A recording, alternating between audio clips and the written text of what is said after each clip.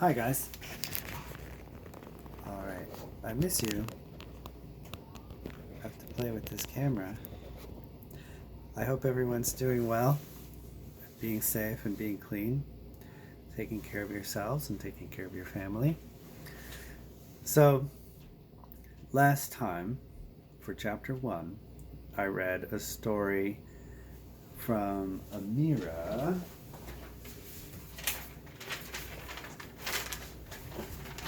Panda Paws in the Grave. And I think it would be really cool if you sent me some pictures. You could send me some pictures. You could also send me some stories. And then I'll read your stories for my next video. Okay? So please send some stories to me. Okay? Just keep writing. I'm going to read chapter 2 in Matilda. Okay, so let me pick this up and move this. I'll put it on my special viewer so you can see. Alright. Also, I kind of already made a list of cool words that I found in this chapter. Ignorant, twit, shamelessly, sawdust, diddled, mileage, fiddled, ruddy, laddie, crookery, penicillin, jug, mint, aluminium, and idiocies. Okay. Chapter 2 is called Mr. Wormwood, the Great Car Dealer. Matilda's parents owned quite a nice house with 3 bedrooms upstairs, while on the ground floor there was a dining room and a living room and a kitchen. Her father was a dealer in second-hand cars, and it seemed he did pretty well at it. Sawdust, he would say proudly, is one of the great secrets of my success, and it cost me nothing. I get it free from the sawmill. What do you use it for? Matilda asked him. Ha, the father said. Wouldn't you like to know? I don't see how sawdust could help you sell second-hand cars, Daddy. That's because you're an ignorant little twit, the father said. His speech was never very delicate, but Matilda was used to it. She also knew that he liked to boast, and she would egg him on shamelessly. You must be very clever to find a use for something that costs nothing, she said. I wish I could do it. You couldn't, the father said. You're too stupid. But I don't mind telling young Mike here about it, seeing he'll be joining me in the business one day. Ignoring Matilda, he turned to his son and said, I'm always glad to buy a car when some fool has been crashing the gears so badly they're all worn out and rattle like mad. I get it cheap. Then all I do is mix a lot of sawdust with the oil in the gearbox, and it runs as sweet as a nut. How long will it run like that before it starts rattling again? Matilda asked him. Long enough for the buyer to get a good distance away, the father said, grinning. About 100 miles. But that's dishonest, Daddy, Matilda said. It's cheating. No one ever got rich being honest, the father said. Customers are there to be diddled. Mr. Wormwood was a small, ratty-looking man whose front teeth stuck out underneath a thin, ratty mustache. He liked to wear jackets with large, brightly colored checks, and he sported ties that were usually yellow or pale green. Now take mileage, for instance, he went on. Anyone who's buying a second-hand car, the first thing he wants to know is how many miles it's done, right? Right, the son said. So I buy an old dump that's got about 150,000 miles on the clock. I get it cheap. But no one's going to buy it with a mileage like that, are they? And these days, you can't just take the speedometer out and fiddle the numbers back like you used to 10 years ago. They've fixed it, so it's impossible to tamper with, unless you're a ruddy watchmaker or something. So what do? I use my brains, laddie. That's what I do. How? Young Michael asked, fascinated. He seemed to have inherited his father's love of crookery. I sit down and say to myself, how can I convert a mileage reading of 150,000 into only 10 without taking the speedometer to pieces? Well, if I were to run the car backwards for long enough, then obviously that would do it. The numbers would click backwards, wouldn't they? But who's going to drive a flaming car in reverse for thousands and thousands of miles? You couldn't do it.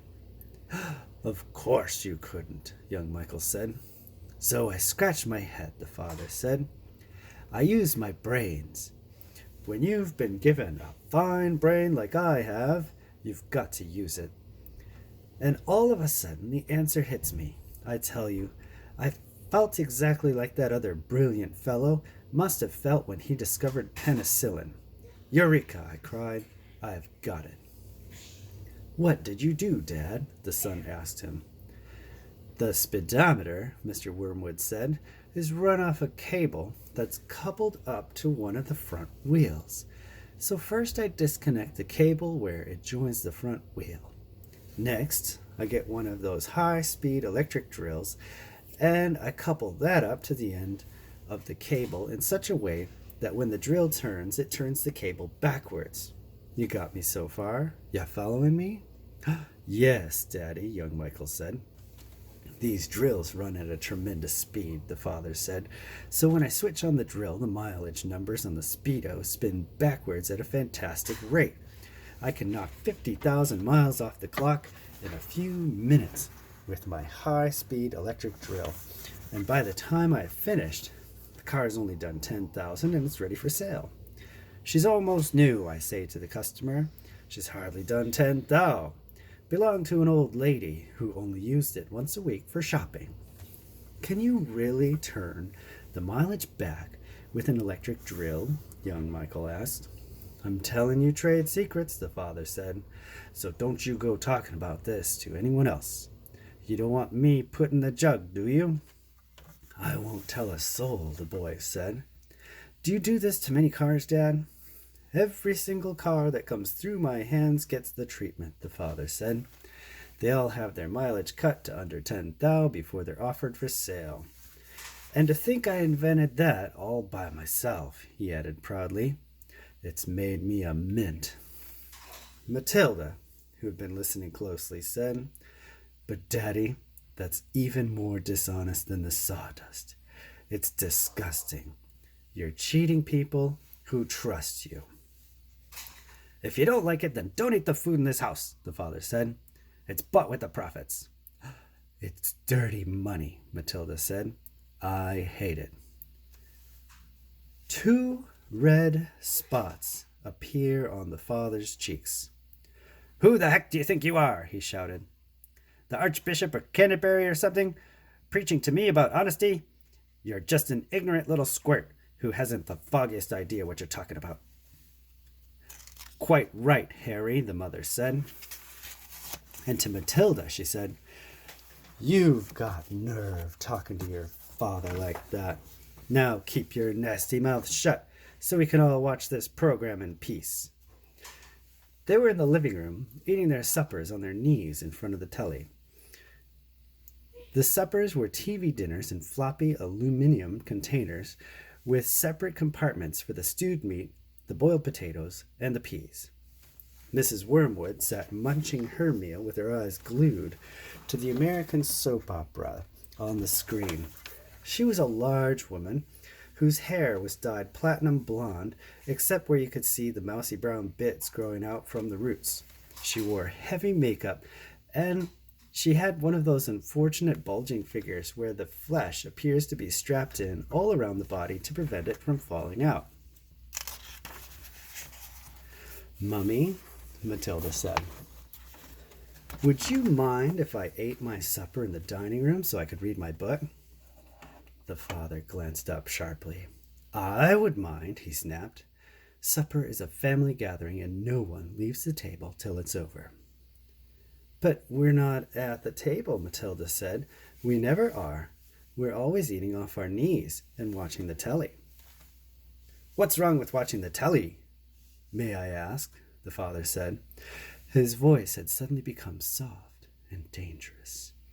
Matilda didn't trust herself to answer him, so she kept quiet. She could feel the anger boiling up inside her. She knew it was wrong to hate her parents like this, but she was finding it very hard not to do so. All the reading she had done had given her a view of life that they had never seen. If only they would read a little Dickens or a Kipling, they would soon discover there was more to life than cheating people and watching television.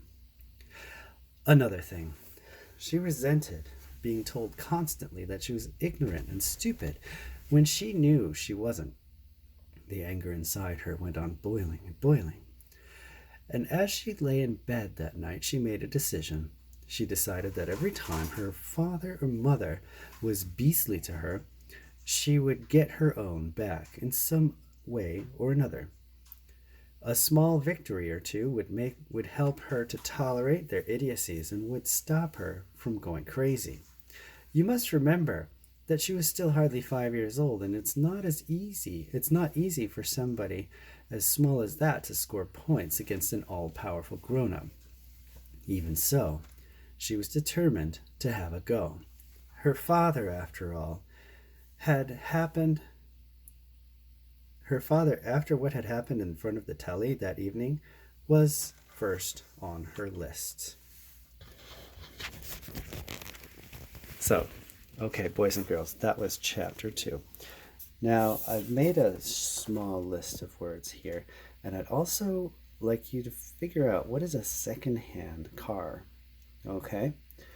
So I'll put these words in the description below the video. So listen to that, and I will read chapter 3 soon enough. See you then. Bye-bye.